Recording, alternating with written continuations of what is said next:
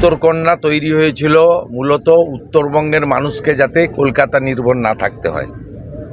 আমি আজকে অ্যাসেসমেন্ট করলাম, সেখানে উত্তরকন্যাতে কেবলমাত্র এনবিডিডি উত্তরবঙ্গ উন্নয়ন দপ্তরের কাজ ছাড়া অন্যান্য দপ্তরের কাজের জন্য না আছে আধিকারিক, না আছে পরিষেবা।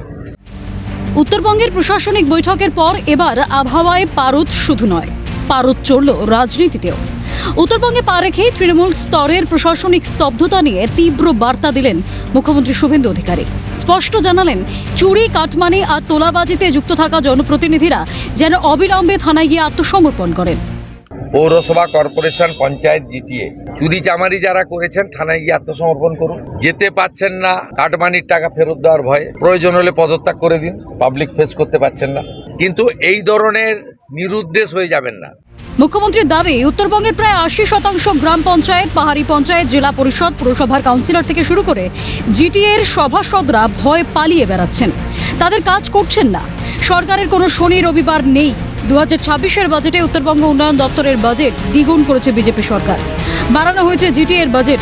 উত্তরবঙ্গের স্বাস্থ্য ও শিক্ষার ভোলবদল করতে এইমস, বিশ্বমানের ক্যান্সার হাসপাতাল এবং একাধিক নতুন শিক্ষা প্রতিষ্ঠান গড়ার কাজ শুরু হচ্ছে।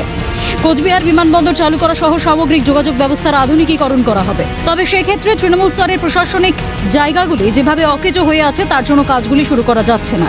তারা দ্রুত কাজে যোগ না দিলে আইন মেনে কড়া ব্যবস্থা নেওয়া হবে। থমকে থাকা ফান্ড খরচ করে দ্রুত টেন্ডার প্রক্রিয়া চালু করার নির্দেশ দেওয়া হয়েছে। 80% গ্রাম পঞ্চায়েত, পঞ্চায়েত সমিতি, জেলা পরিষদ, পুরসভা তারা পালিয়ে বেড়াচ্ছেন, অফিস করছেন না। একই অবস্থা জিটিএতে সভাসদরা করছেন। দেখুন, সরকারের শনিবার রবিবার নেই। সরকার মানে 24/7। ভারতীয় জনতা পার্টির সরকার উত্তরবঙ্গ উন্নয়ন দপ্তরের বাজেট ডবল করেছে। 1000 কোটির জায়গায় 2000 কোটি করেছে। জিটিএর 180 কোটির টাকার বদলে 360 কোটি টাকা করেছে। সেই বিষয়গুলোতে যেভাবে পঞ্চায়েত, জেলা পরিষদ, জিটিএ, কর্পোরেশন, পুরসভা তারা অচল হয়ে আছে, সেক্ষেত্রে আমরা নির্দেশ দিয়েছি পলাতক পঞ্চায়েত প্রধান, জেলা পরিষদ এদেরকে শোকজ করতে। এরা যদি অবিলম্বে নিয়ম মেনে আধিকারিকদের সঙ্গে সহযোগিতা না করেন, যে ব্যবস্থা আইনে বলা আছে সেই ব্যবস্থা নিয়ে। উত্তরবঙ্গে বর্ষার মরশুম আসার আগেই যাতে বন্যা পরিস্থিতি নিয়ন্ত্রণে রাখা যায় এবং কোনো সাধারণ মানুষের প্রাণহানি না ঘটে, তার জন্য আগাম করা ব্যবস্থা নিচ্ছে প্রশাসন। দ্বিতীয়ত, সিভিল ডিজাস্টার ম্যানেজমেন্টের জন্য আমরা বলেছি প্রত্যেকটা জায়গায় ইউনিট তৈরি করতে।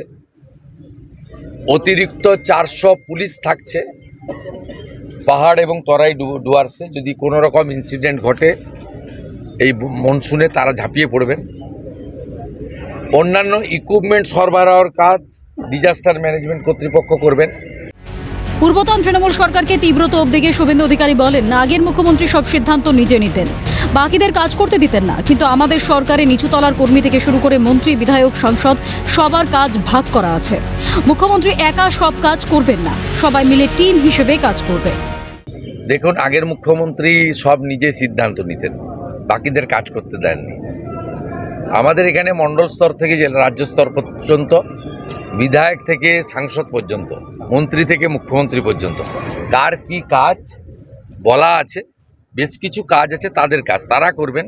কোনো রকম প্রশাসনিক জটিলতা বাধা হলে তারা মুখ্যমন্ত্রীকে জানাবেন। মুখ্যমন্ত্রীর এই কড়া বার্তা স্পষ্ট করে দেয় যে 2026-এ নতুন সরকার দুর্নীতি ও প্রশাসনিক গাফিলতির বিরুদ্ধে জিরো টলারেন্স নীতি নেওয়া হচ্ছে। তৃণমূলের কর্মীদের আত্মসমর্পণ, এই কড়া বার্তা কেবলই রাজনৈতিক চাপ নাকি উত্তরবঙ্গের আমূল পরিবর্তনের প্রথম ধাপ, তা আগামী দিনেই প্রমাণ করবে। পিকাই ঘোষের রিপোর্ট, ক্যালকাটা নিউজ।